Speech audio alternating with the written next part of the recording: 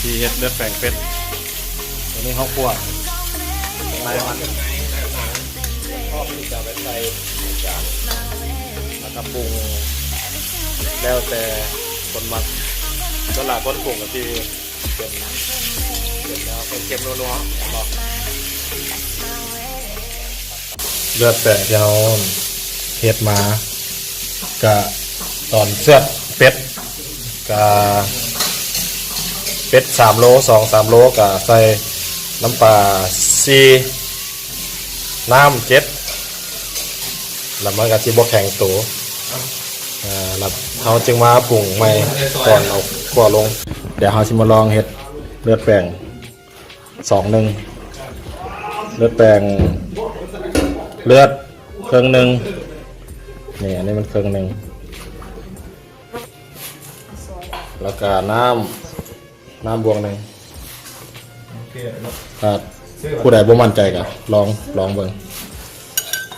แล้วก็คนให้เข้ากันคนให้เข้ากันแล้วปะประมาณ2 นาทีประมาณ2 นาทีเราจะเบิ่งว่ามันสิเป็นบ่หลังจากผ่านมา1 นาทีไปนิดนึงมาทดลองใส่น้ำอีกเบิ่งว่ามันสิเป็นบ่เอ๊ะคนเป็นอะไรก็ได้แต่สองถ้วยนี่มันเริ่มเกาะตัวกันเนี่ยมาบักเพชรบักเพชรมันเริ่มแข็งแล้วไผ่ที่เฮ็ดบ่เป็นใส่บักเพชรบอลหรือกับลองเบิ่งใส่บักเพชรหรือกับมันแข็งตัวแล้วนี่มันเป็นก้อนเป็นตอนละมีอยู่นี่กับเอาหรือใส่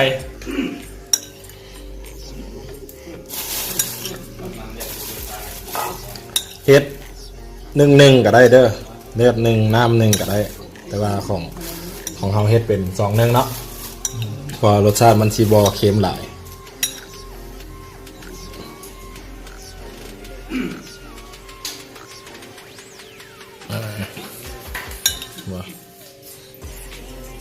เดี๋ยวมันก็แข็งเดี๋ยวมันเป็นตอนแล้วนี่